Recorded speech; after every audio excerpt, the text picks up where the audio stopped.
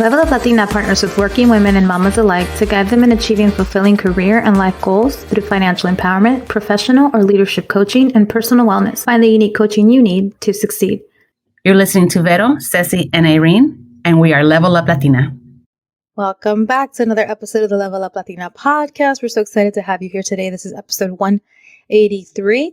And today we're going to focus on careers. And what we're going to talk about is what to do when you don't know what to do next. And that could do with just changing your career, pivoting from your business model now, if you have a side hustle or a very established business, or even just job hopping strategically to make more money, to grow. As Latinas, as first-gen women often, which is the majority of our listeners, thank goodness for that, because we can relate. We're very fiercely loyal, and change can be hard and change can be scary. And our friends and family don't always know what to say to us because, you know, they're older. It was different for them. We were the first in many spaces and places and career levels. So they mean well, but they often don't have the right advice when we are like, what do I do next? I feel stuck. I feel uncertain. I feel like I've been here too long. I've outgrown something or it's toxic to me. You know, that's something that our older generation, even just older siblings, may not relate to, or they may even be judgmental that you want to change and grow and pivot. That can be judged by the older generation that sometimes, or not sometimes, but oftentimes found jobs where they worked for years and years and years and years. And like Ceci said in an earlier podcast, like have their stubs from 1982. When Ceci was born or something. We are going to talk about the opposite of that. Before we get into it, how are my beautiful partners doing today? Super emocionada. Good. To be here. It's good to see you girls. Yeah. It's really nice to see you girls again in a new year. I know. Googly eyes. I know. Primeramente Dios, ojalá que pronto we'll be recording a video to test it out, a ver qué onda with our podcast. So look forward to that. Like do something with our face and our hair and our greñero, or maybe not. Like maybe not. Maybe you want to see the raw, maybe the raw, untouched, real. All the hairs, all the flyaways. Like this is what it's like. You know, it is almost 8:00 on a Tuesday night. Yesterday was a holiday, so I always get my weekdays messed up when that happens. But I think I got that right. So we definitely look like it's 8:00 on a Tuesday night. That's for sure. Yes, see. For sure. Okay, so we're gonna get right into it. We actually just thought about this topic earlier when we were thinking about like the recent clients that we've assessed and what the pain points have been that those clients have brought to us. So not only do we have that frame of reference, but we also have our current clients and the clients that we've had for several years now in some cases. So we've watched them make big changes or job hop or deal with pivoting their business or changing their business or dealing from anything like your employees to your partners to your spouse in your business if you do business with a spouse. So we've seen a little bit of everything both as coaches and individually in our own careers. So we can really start anywhere with this conversation. But I think the biggest thing to answer is really what to do when you don't know what to do. Was there ever a time in any of your lives where you felt like you were in a place? And maybe something new, something that we haven't already heard in the podcast. Because when I think I think about, you know, you left your law career to be a stay-at-home mom for a while and then went back to your law career a little differently. Like you pivoted into a different industry that was more favorable to being a mom. So we've heard that. We've heard the times that I've made changes like stopping my career to travel, you know, to pivot, to re-energize, to feel new again and feel challenged again. We've heard about Vero's transitions through her careers that she's had. But was there a story we haven't heard?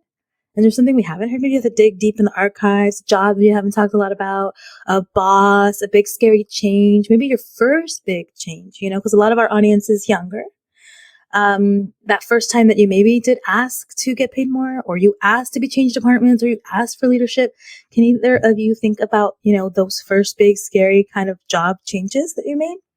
The first thing that comes to mind to me, it's not really career centered. It's more like ending a relationship, and what the first time that I had to do that. I don't know if that I should bring that up because we're not talking about relationships. I was stuck and I didn't know what to do next. There's a lesson there, right? With your career. Do you feel there's a lesson that's matched to the career in a boss relationship and a work relationship? Do you see the connection or maybe not?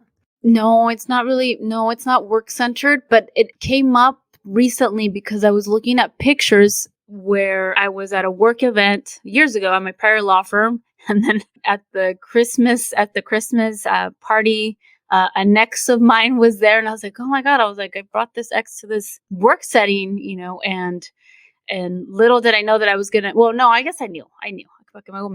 I knew that I was going to end up there and eventually become a lawyer, but I had brought in like a boyfriend that at the time, I guess I was super in love with. And I was looking, I found like this scrapbook, por eso me acuerdo recently that I was like, oh my God, I was like, todas las cosas like de que escribía y que yo me creía.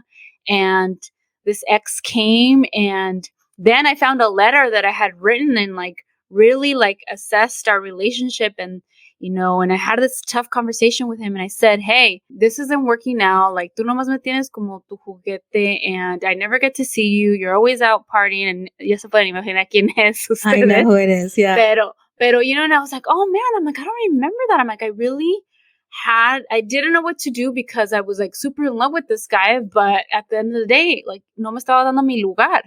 And I didn't know who to talk to about this. And I was I remember talking to my friend, and of course she was rooting for him, but I couldn't really talk to my mom because I never felt comfortable talking to my mom about relationships. And then this guy was older, he had kids. And so, I felt that if I talked to my mom about it, I feel like I'm going all over the place because it started with looking at pictures from work, and it, reminded me of this relationship. But anyway, I couldn't talk to my mom because she was like, "Ves, te dije this, that."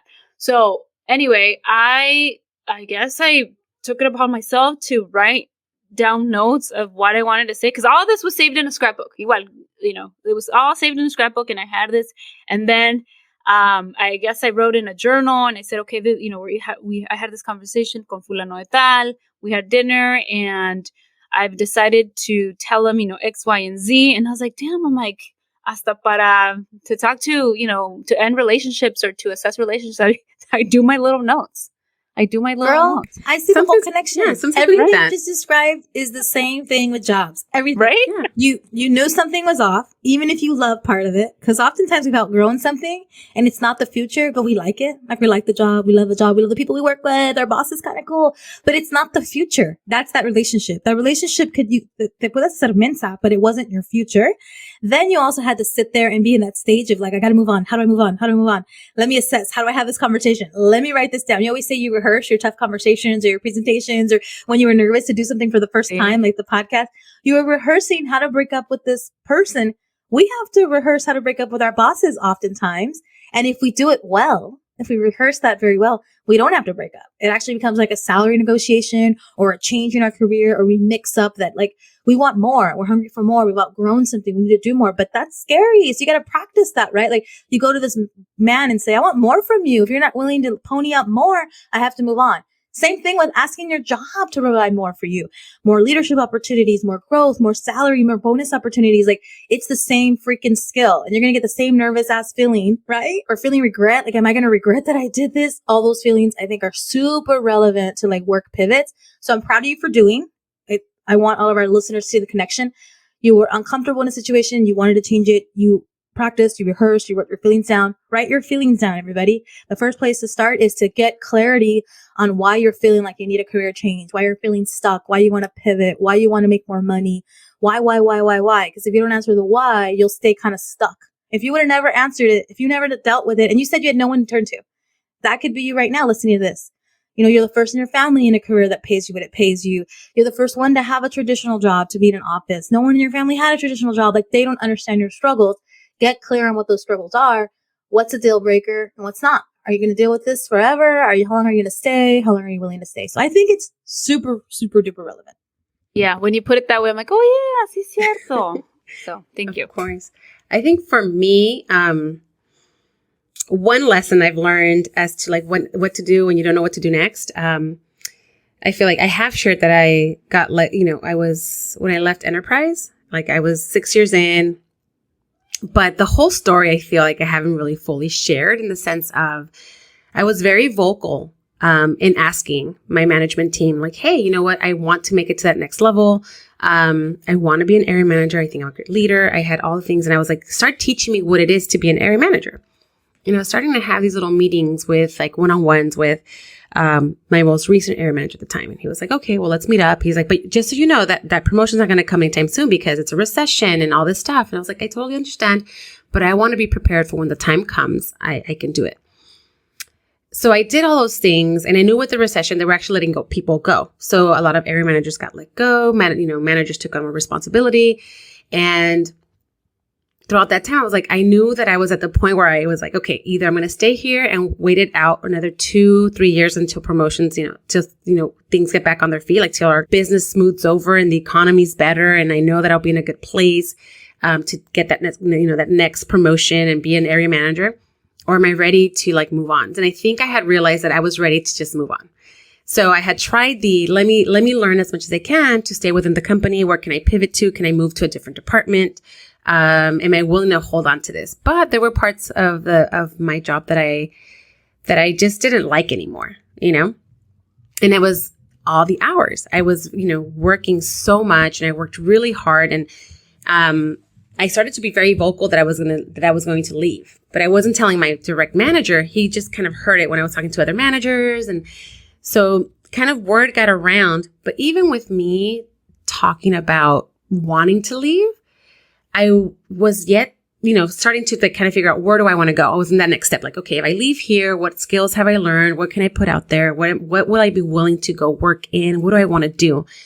And I ended up getting let go because of these rumors, but I was still performing. I had just won back-to-back months of, sales being, out the roof, customer service numbers being out the roof. I had just broken some records and cars on rent, all these things. So if anyone's ever worked for enterprise, if you're listening to this, that they track everything. They put so much responsibility on you, and they compensate you for all these things that you do, breaking records, being the best in your area, being the best in your region. All these things. So it was the compensation was great, but I was just I was still performing, but I was just over it. I was there's not much more I can do this.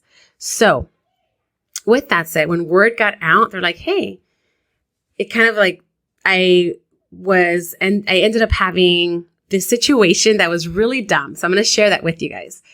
There was promotions, and we always did there were promotions and then a quarterly happy hour that they would do. So they would pay for everyone to go eat, drink, and have a good time. And I remember one of my area managers always saying, Vero, go home after 10. Nothing good happens after 10. And I was you're right. Nothing good happens after 10. I would tell my people that hey guys, if you're at the happy hour, make sure first off that you don't drink to the point where you're not responsible enough to be able to drive yourself home. And 2, don't stay out past 10 because nothing good happens after 10. And you have to be up early in the morning and open up your branch, all this stuff, right? So anyway, I went to this happy hour. And, you see managers that you haven't seen in a while. So you're talking, yes, so te pasan las copitas. And I remember being responsible enough to not drive myself home. So I left my car, my TD car, my test drive car that they would give us a car, if you're in management. So I left my car parked, and we're in Redondo, and we had all gone out to Hermosa after. So my car is right in between Hermosa and Redondo. So it's I can get to my car eventually. Mind you, Uber didn't exist. Lyft didn't exist, nothing like that. But I remember calling someone to be hey, I called a friend. I'm are you sober? Yes. Where are you? Home. How far are you from there? I'm that's how drunk I was. Okay. They're where are you? I'm I'm at the Bank of America ATM. I'm here near Redondo and Hermosa. Come get me. I have no more information. My friend gets me, takes me back to their place. I sleep. I wake up and it's 8:00. I'm supposed to be at my branch. Not supposed to be because we're not an hourly. But usually I used to being there, to make sure that everything's run smoothly. If anything, come in with coffee with my team. I had just got a new assistant, but it turned out that my assistant I promoted the guy that was in my branch. I promoted him from into assistant manager. So he knew how things ran. So I didn't have to be there, but it would have been nice to have been there. So I'm oh my God, it's 8. I'm not dressed. I smell like alcohol. I still have to go get my TD car, all this stuff. So I get a call. I noticed that when I wake up at 8, I have missed calls from my regional manager, right? Not even my own area manager. It's the regional guy, the guy that's up above my boss. And he's calling me. He's so I finally once I'm awake and I'm in my TD car on the way to work, I call him back. And I'm hey, he goes, hey, where have you been this whole morning? And it's roughly now about 9:45. I'm coming into the office. I'm oh, and it was a Thursday. This day was a Thursday. And Thursdays we used to use for marketing. We used to go market accounts. You would market insurance agents, all these different kind of marketing to grow your business. So he's you haven't been in your office all morning. And I'm oh, no, it's Thursday. I was marketing. And he goes, really? What account were you at? He said me so fast. He's oh, it's at Woody's. No big deal. He calls the account to find out, was Veronica there? And he calls me back. He's like, I'll see you in your office. Comes back. He's like, why did you lie to me? I'm like, look, dude, like I could have easily said, look, we had the happy hour last night. I was hungover and that's it. But he knew that I had been looking for another job. So anyway, he's like, okay, don't do this again. Don't let this happen again. You have a new assistant. I'm like, he's my new assistant, knows how this branch operates. I've been with him the last 4 months and we've been working together. So it's not like it's something new to him. But I was like, no, I totally understand. That was my fault. You know what? And I apologized to him. Like, I shouldn't have lied. I was, I should have just been at the office. I have no excuse, right? That evening, they call me to the main headquarters. They're like, hey, there's been a situation like you're this has happened. I'm like, yeah. And then all this is like, I'm sitting there. I'm like, this is not real, right? They're not about to let me go. And at that point, the regional president is like, so do you have like, Veronica, you've been doing so well. You've been doing all this. Like, how come you're going to let this? And I'm thinking like, if this doesn't make sense to you, why are you asking me like why they're letting me go? So I'm sitting there and it's like the regional president's right here on my right. And then next to him is my actual like direct boss. And it was a surprise to him that they told me like, they asked me like, do you have anything to say? Kind of like, do you have time to beg for your job? After like a whole conversation, they're making me feel like, making me feel bad about everything that happened. And in my mind, I was like, when they gave me that moment to say, anything you want to say, like, do you want kind of like beg for your job now? I was about to like respond like, I'm sorry, I messed up. And I just like took a deep breath and I started thinking like, I haven't been wanting to be here. This is not the way I want to go, but you know what? It's just like, he probably found out that I was like talking, I wanted to move on, but it's like, obviously my record shows that I've done great. I'm still performing. So they let me go. And I was like, no, you know what? If you feel this is the right decision and you've weighed out all, you've gone through the whole process of like understanding as to why you're telling me that this is my last day, that I must respect it. Thank you for the opportunity. I learned a lot in my last 6 years, blah, blah, blah. But when they let me go, my direct boss, like his body was like, huh? And he like looks my direction, but he's actually looking at the, regional like manager. He's shocked. He was shocked. He couldn't believe you were going to be gone. Yeah. And at the end of the day, he like walks me, I walk over to HR. HR's like, can't believe that they're letting me go. He's like, this is crazy, but you know what? And at that moment, this is my first job out of college. I've been there for 6 years. I've learned so much. I'm doing great, but I'm like in shock still too. Like I had no idea what to do. And like now when I coach clients, I'm like, hey, if this happens, this is what you want to do. You want to follow up like this. And because of experience, right? The things that we live through. But for me, it was like such a shock that it's like, one thing I did learn was like, don't share, like, if you don't know yet, if you're not going to pivot yet, you don't have that job lined up or you don't know where you're going, don't say it. There's no point to like share it with the world. But I was such a desesperada that I was like, you guys, I think I'm going to leave soon. So I got around to that person and they were like, well, let's just get rid of her. She wants to leave anyway, right? There's a recession anyway. There's going to be someone else we can promote into her position. Not a big deal. So that was one of the main things I learned, that it's like, it's one thing to be like, okay, I think I'm ready to move on, but it was really hard to be let go just because of the fact that I had been vocal about it. So I felt it was one of those things like, well, at one point it's going to turn, right? She's going to flip the switch and be like, I don't give a fuck. And the morale is going to be affected and this is going to be affected. But at the same time, I was like, I learned my lesson from that. It's like, if you're going to take action, just fucking do it. And no andes ahí con el verbo, and Mejor calladita. Calladita y do your thing. This is the one time that it's like, calladita está mejor. Mejor, ¿eh? In this situation. But other than that. Especially if you're like, I get it, like you're disgruntled, you're coming across as kind of like, bunk this place, I'm ready for the next thing. Like I could see how they're trying to like save face. You had savings at that point? Yeah, I had savings. So another lesson. I learned that lesson quick. We talked about this the last time. I was like, no, like I need to be ready. So that was the first time. And I wasn't able to get unemployment after that with that company, right? So it was one of those things like I thankfully had money saved. At that point, I already owned my house. So I'm like, oh my God, now I have to pay my mortgage. I have to pay my car because at this point I had not paid off my car. And I'm like, I have all these responsibilities because I still had a car, even though I got a free car through my job. Because my car, my sister was driving because she had gotten into a car accident. So it just really worked out. But like now I'm like, oh my God, now I'm going to have to take my sister's car. She's going to have to get a car, blah, blah, blah. So you start thinking of all these things. But thankfully I did have savings. I was like, okay. But Yes. that me preparo because uno nunca sabes like what to do when you don't know what to do next. It's like I was not expecting to get fired. Most people, like most employees, like you know when you're gonna get fired. It's in your gut. Like you know you're fucking up. You know you're doing some dumb shit that you shouldn't be doing. So you know that when you get called into an office, you're like, I'm probably gonna have to turn in my keys today because I've been acting up. I've been acting a fool. But I had no clue. I was like, they're probably just gonna tell me like, don't lie, girl. Like it's fine if this happened. But completely unexpected for myself and for my direct boss. So for anyone out there, just be prepared for the unexpected in the sense of like, you never know. So don't talk too soon and be prepared. Good tip. So don't tell people you're leaving until you're really ready to leave and you're really ready to make that move. You better have a job offer on the table, have done some interviews, have tested the waters. I get a lot of clients that tell me they want to change industries or there's over like what they do now. They want to do something completely different.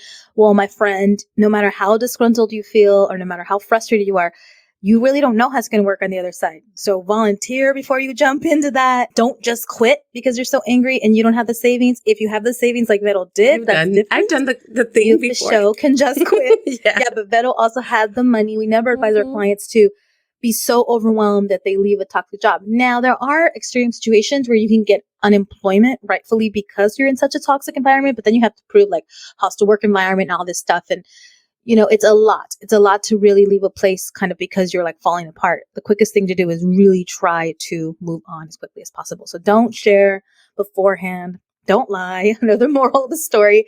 Vero was caught in a sticky situation. Se le hizo fácil. It was an easy thing to say, but they were looking. They were fishing to find her in a situation where they felt was a fireable offense. So talk about not knowing what to do next. Obviously, Vero landed on her feet. So did Ceci. I even forgot that she had dated that guy. So both of them went through these huge changes, these really awkward, weird times where the rug feels like it's pulled from under you. And they landed on their feet because that's also life too. Sometimes you don't know what's going to happen next. And that's part of the journey. When I think about this lesson, when I think about what to do when you don't know what to do next, I think of two things. Like one is when I left a nonprofit that I first worked for that was comfortable and easy because I knew that I just wasn't connected to the mission. So, right, it felt like everything was kind of working and it was big and I could grow there and there was money to be made, but I didn't feel like a good fit.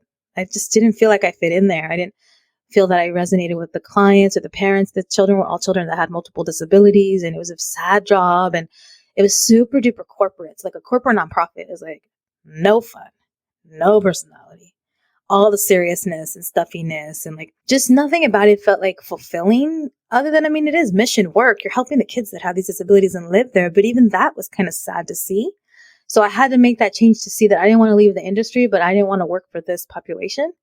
And that's good too. Like fine tune when you don't know what to do next, like write it all down, like Ceci said, and then figure out, don't throw the baby out with the bathwater. Like maybe you want to stay in the same industry, but you want to do something a little different. Like you don't want to work with adults. You want to work with kids. Like my niece was a teacher. She got all her degrees to be a teacher. She loved teaching. Then COVID happened and she freaking hated teaching once COVID happened. And a lot of teachers hated it. And they were working more hours. They're not appreciated. They have to come out of pocket for their classroom to be banging, proving yourself and getting no support. And so she's like, well, I'm not totally going to leave teaching. So her pivot was she just transitioned over to sales and she sells like educational programs. I think there's something to do with like the educational side of sales and you make good money. You work with adults. You have the happy hours like Vero. You get the bonuses, but she doesn't have to be in a classroom. So you can stay in an industry and pivot. You can change your focus and give back to an organization or a mission that you like. So don't totally just say, I hate this, because it may not be all of it that you hate. That's like my first comment that I wanted to make. Like my first real shift, I just knew I wanted to tweak a little bit on my job. And so I was really intentional about the next nonprofit I work for.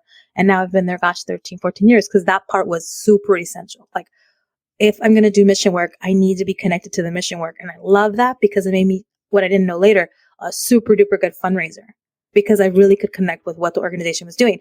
Now, it's not the same as selling vacuums and knives, but if you fucking love vacuums and knives, you're going to do great, right? Like, right? I had to love what I was doing to do great at it. So I had to make that tweak to be happier. So that was a big change. The other thing I was thinking about what to do when you don't know what to do next. Sometimes you're just not happy because you've outgrown a place and you got to shake it up, man. You have got to shake it up and you're like stagnant. You're collecting a paycheck. It's already easy. You're not challenged. Like I think in this world, we're not really happy unless we're actually challenged. So if your job is too easy and you don't have day-to-day challenges, I think that can also get really, really old. And so when you don't know what to do next is you have to be willing to take on more challenges. You have to be willing to ask for more work. You have to be willing to put your ass out there and be like, I can do more. I can do more. I can do more.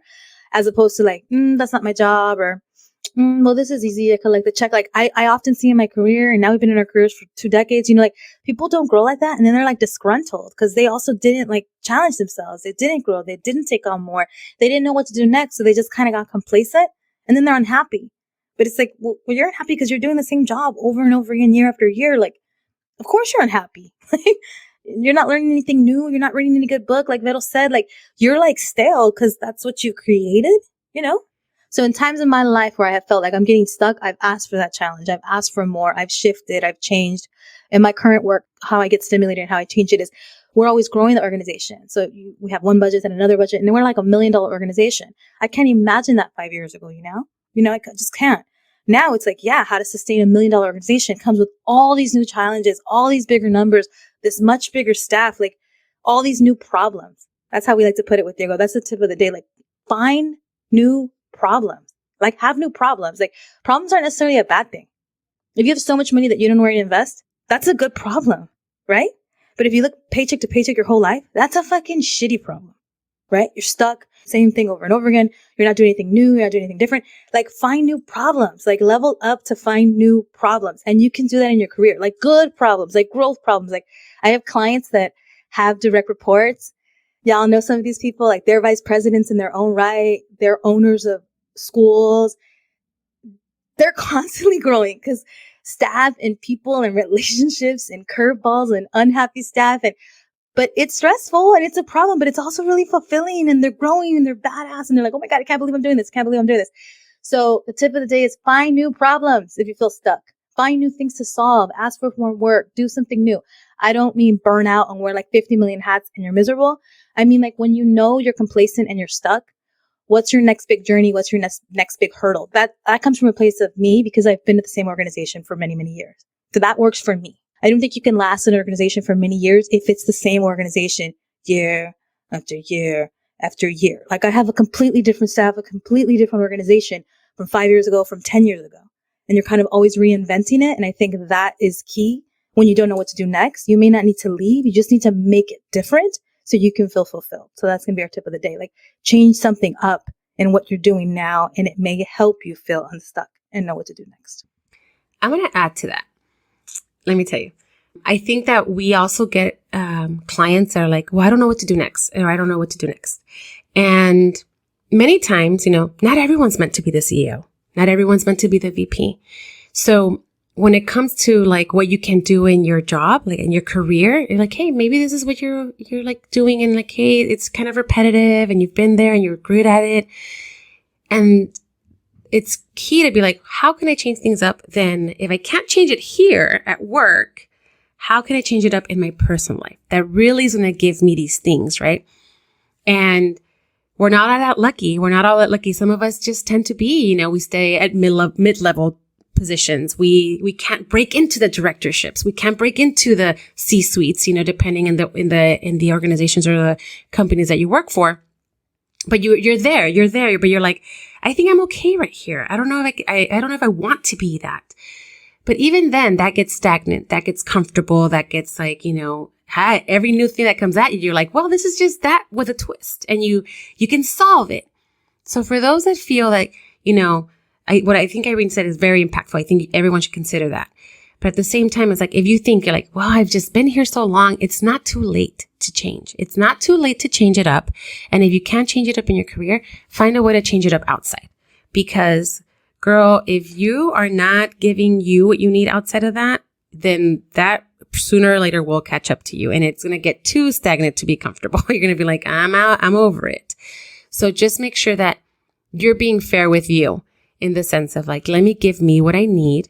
I'm okay with this professionally. And there's nothing wrong with that. Some of us get comfortable and we're good at it and the money's decent and we're okay with that. But when you can't make the change, and then that's okay too, make sure that you are making changes that are going to significantly impact you outside of your job. I mean, when you were talking, I thought of something and I was writing it down, and seguimos en sync because as you were saying, Vero, like, oh, so, someone that's been there. And when, as you were saying that, I was typing exactly that para acordarme de lo que estaba pensando. Anyway, when you were bringing up your points, Irene, I was just thinking how the challenges and how sometimes to figure out what to do next, sometimes you have to turn to someone that has been there, before. The thing that comes to mind is the conversation that we were having off record about this, situation with my parents that has ended, and it involved, legal stuff, shit, I was gonna say legal shit, and then emotional stuff, and it's over and done with. But then this other little thing that like creates a new challenge, and like the lawyer in me wants to like get at it. And ahorita que ya estoy más calmada, I'm like, oh, maybe I should talk to, my longtime mentor, and like, what would you do in this situation? Would you let it go? Or would you fight for it and just to get, prove something to this person that's being difficult? So, sometimes it takes, you need to reach out to that someone that's been there. And, something looks, ¿cómo se dice? Se te antoja, the challenge, like you're craving that challenge because you see it, you're like, oh, I could throw that, I could throw that law and say this X, Y, and Z, but do I want to? Is it worth the risk? Is it worth it? Is it worth the risk? Is it worth my energy? Is it worth my time? You're going to get someone's advice. Like that's like what coaching is. That's what, exactly. This is. That This podcast doesn't give you all of our nuggets of how we coach our clients. And that's on purpose. We want you to become a client, right? We really want to work with you to pivot your career, grow your business, job hop. But we've been there, done that. And there's all these stories, right? And there's all these people, and you're going to go to your long-term mentor now. As opposed to going for it, you're going to ask for help and ask for counsel and guidance. And I think that's key. I think so. Asking what they would do. Yeah. Yeah. This comes full circle. I was, over the holidays or right before Christmas, like a lot of women were, a lot of my clients were going through this process of wanting to negotiate for more. And with one of them, it got to the point where I'm like, she's like, I know I asked for this, but I know I could get this now and I could do this. And I'm talking to people at the organization and they're saying this. I'm like, okay, you're going to ask for more. They already gave you this. Within this, they've told you they're going to include this bonus, right? So, blah, blah, blah. And I go, there's potential that organizations can rescind an offer. So you've gone back and forth. You've already done a counter offer. You've gone back and forth a few times. Is it worth the risk? Again, now, like, is it worth the risk for you? So sometimes this is what we need to do. When Ceci, you're saying this, I'm like, I want to be like, sí, tú dile a esa señora que, teach her a lesson. But at the end of the day, we have to sit back and be like, at the end of the day, is it worth that risk? It could be the risk of an offer being rescinded. It could be the risk of a contract being taken back, right? Be like, okay, breach of contract. Sorry, you have no deal. It means, is it worth the risk? Getting fired, mm-hmm. That little, whatever it is, like, is it worth that risk? And I'm not saying don't go for it, but really calculate your shit. Things don't just get done. You don't make decisions out of the blue. Sometimes we have to make decisions on the fly, but most of the time when you're making career decisions, take your time and weigh things out. Like, write it down, talk to yourself about these things and envision what you want. Don't just, well, you know what? I'm gonna fucking go for it because whatever. It's good. But at the same time, did you weigh out the options and is it worth the risk of maybe things not working as you would want them to work out? So to recap more of this amazing conversation, when you don't know what to do next, ask someone else who's been there, done that, more years than you in the field. I know Ceci came to me a lot when she was thinking of going to nonprofit. We had questions, looked at resumes together, like just actually going to someone else that might have some scope that you just don't have and gives you really great advice or calms you down from making something that Vettel says is risky or making a decision that's risky. The other thing is weighing all your options once you've gone to look for help, but also with yourselves. You know what's worth the risk. And we don't want anyone to do anything that's way too risky because when you don't know what to do next, you suddenly get so anxious and desesperada and overwhelmed that you like make bad decisions. So pause. When you don't know what to do next, assess, pause, assess, ask for help, be vocal in the right ways. So like Ivana talked about her client or lots of clients that were doing salary negotiations. We always want everyone seeking career change to advocate for themselves. Learn to advocate for yourself first. Like learn to ask for what you need, more time off, more pay, more bonus. That's a really great step in making changes in your career is you practicing being vocal for the changes that you need. Sometimes it's not money. Sometimes it's changes that make your career feel more manageable. If you have a stressful career, like Vero said, she had long hours.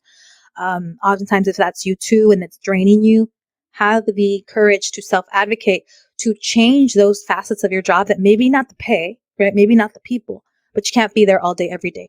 Ceci always has a great story about how she had a law career that kept her from her twins and she was missing out on their lives. Like if she could have stayed at her firm at a part-time schedule, maybe that would have been an option, right? There's options if you need to ask for it for career changes. So definitely think about what you need to ask for and be willing to make those asks. We have a lot of clients actually that have been working on salary negotiations because it's end of the year. So we want you all to ask for what you're worth. And then number two, Vero talked about it, so I want to reinforce it. It may not be within your current career, but you have that side hustle or you have that pivot in your business and it would make you happy to do that. We here at Level Up Latina pivoted. I had a client that was like, wait, what else is there to know about the pivot? I want to know what else you guys are doing. Like, it just sounds like you're each kind of taking on your own clients. Is that it? Is there more? And I'm like, that's it for now. You'll hear more, whatever's coming down the pipeline. She's like, okay, I'm in. You have me. I love you guys. So, even us, we're pivoting how we do our business. Every year we learn from how we do the business, how we take on clients, promotions that we do, events that we do. Our Guilt-Free Squad is just this amazing, beautiful, organic community. But maybe that changes from one day to the next because we want to change it up. That's all good. It's good to be assessing, right? And changing your own side hustle, if it's your side hustle or your career that you can control and changing that. Or not, you job hop. You freaking job hop. We had that really great episode during Latina Equal Pay Day last month where if you're not going to get what you want to get and you are willing to take the risk, you got to move on. You got to job hop, and every 2 years kind of change organizations. But a lot of people grow their income exponentially that way if they can't grow it within their personal organization because, you're not getting enough raises to keep that up. Then you have to be willing to leave to different companies and go to different companies. But again, this is one episode. We can't give you all the gems to that. So we won't do that because we can't. But we have experience in all those scenarios, like pivoting your business, your side hustle, pivoting your career within your career, demanding changes there or making changes there for you, as well as job hopping and that strategy to go from company to company to earn a little more. Because Vero said it earlier, a lot of us just don't know what to do. We just know we want to change something, right? That's the lesson here. That's the title of this episode. We know something has to change. So sometimes we just need help figuring out what is it that I need to change. And you might surprise yourself. Like sometimes it's, I just want to go back to school. Totally different. Right? You're enhancing your career 3 or 4 years from now because you actually just want another degree. That's such a different change. Like you're not even doing what you're meant to be doing on this earth because you're going to go back to school. Or some people just want relief. Like they don't like the hamster wheel they're on, the bills they have, the life they live. And maybe their career isn't the issue. It's things at home that are the issue that they need to change. So start thinking about it, assessing it. We don't really know until we get to do the work, the journaling that we talked about earlier, the writing it down, the asking for help. So I think that summarizes it. Any final last minute thoughts on what to do when you don't know what to do next? You did a great job summarizing. Yeah, that was a great summary. You know how you were talking about that journaling? And that's what I think one key thing, just a little side note and a tip at the end of our podcast. Start journaling your professional experiences. Write it down. How does, certain situations at work make you feel? How do you feel working with certain people? Because those will help make decisions later. It will help you decide. Like sometimes we feel like, well, this job's been really good lately, but it's not overall, right? You'll read back and be like, damn, I had some anxiousness there. I had this here. I had that. Track it. Track how you feel. And then you'll also see the things that you're really good at and all that stuff. So it will help with these transitions and help make you decisions. And it will help clarify how to ask for the things that you need. So that's a good end tip. Yeah, I love that you said that, Vero. I have a perfect example for that. In the nonprofit world, we're always at zero back to January 1 because we year to year, it's how much you make, how much you spend, how much profit you have. So we're back to zero right now. We had a really great year last year. And I had this board member that would always say, and he's still on our board, he's like, you can never relax in this world. They're like always fundraising. You're always waiting for the next shoe to drop because you have all this money. You're doing well. You're doing great. And then boom, you're back to zero. January 1, you got to make all that money again and then some. You're growing. You got to serve people. You got to recruit volunteers in our case. He's like, it never stops. Like every year we start over. I'm okay with that, right? And one day at a time, you kind of journal. In the beginning, that maybe stressed me out, and I was new to that feeling, and I was a young ED. Now I'm like, that's totally par for the course. That's my job to every year start at zero again and enjoy Decembers that have been like the last few Decembers that are very, very good and paced well. And we understand our finances very well. And we're never scared of how we're going to pay our bills. And we're always a little bit extra and we're always investing. But there have been the opposite years where you're like, oh my God, I need that last check from that last person. Right. But that's this job. So also jobs have what they have, and you got to accept it. You got to accept the job that you have if you love the job. If you love the job, you might have a job that is occasionally stressful, but you love it. Learn to hate the suck and that stress and manage that stress. Vettel said earlier, like taking care of yourself outside of your job. So important, especially people who work in jobs that are very stressful seasonally, or like we said, teaching earlier, like you're listening to this and you're like, great. Thank you for telling me about your niece that quit. I'm still at the school that doesn't appreciate me and I work long hours. Okay. So how do you mitigate some of that drama?